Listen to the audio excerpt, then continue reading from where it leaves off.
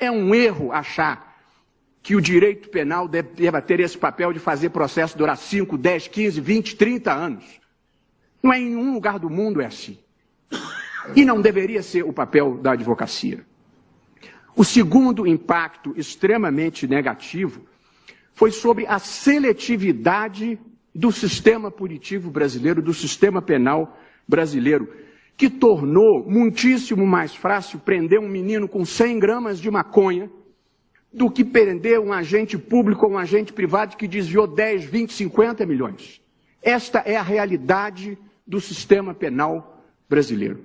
Ele é feito para prender menino pobre e não consegue prender essas pessoas que desviam por corrupção e outros delitos milhões de dinheiros.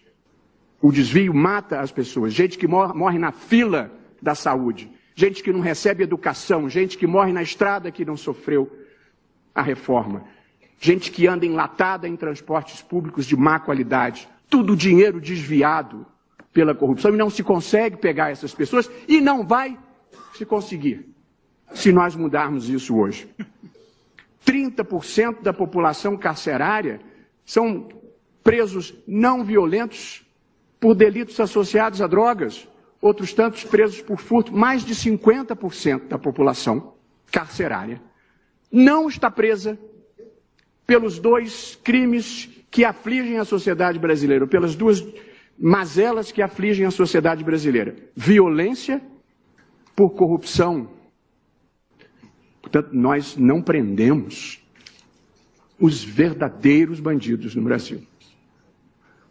Sob este novo regime que nós implantamos em 2016, só na Operação Lava Jato, foram 77 decisões já confirmadas em segundo grau, ou confirmadas ou revistas sem absolvição, porque muitas vezes elevam as penas. 77 condenações por corrupção e por lavagem em uma única vara, onde as coisas andam.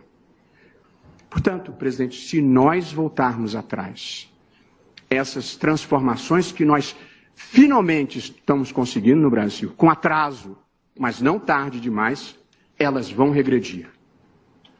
E o crime vai voltar a compensar, porque sem o risco da prisão em segundo grau, acabaram-se os incentivos para a colaboração premiada, que foi decisiva para o desbaratamento desta corrupção sistêmica que existe no Brasil. Nós criamos um país de ricos delinquentes pela incapacidade do direito penal de acolher qualquer pessoa que ganhe mais do que 5 salários mínimos. E este quadro só começou a se alterar pela mudança de atitude na sociedade, na imprensa, nas redes sociais, nas instituições e na própria jurisprudência do Supremo, com esta mudança que nós fizemos em 2016. Então, esses crimes são considerados não violentos que não justificam a prisão preventiva. E aí, o sujeito que roubou 100 milhões frequenta os mesmos restaurantes de gente que passou o dia trabalhando. Se alguém acha que não viola o sentimento mínimo de justiça uma situação como essa, as pessoas podem ter, evidentemente, noções diferentes do que seja justiça. A demora na aplicação indefinida de sanções proporcionais abala o sentimento de justiça da sociedade e compromete a respeitabilidade das instituições judiciais. Punir alguém 5, 10, 15, 20 anos depois do fato, talvez seja até injusto. 20 anos depois a pessoa já é outra.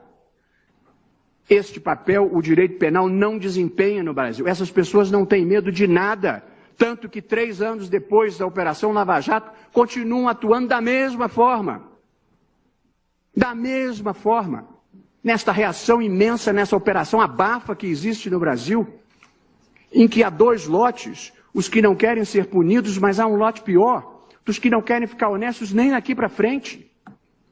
Uma interpretação que produz consequências absurdas e frustra os sentimentos mínimos de justiça da sociedade, não pode ser a interpretação adequada do texto constitucional. Esse não é o país que eu gostaria de deixar para os meus filhos. Um paraíso de homicidas, estupradores e corruptos.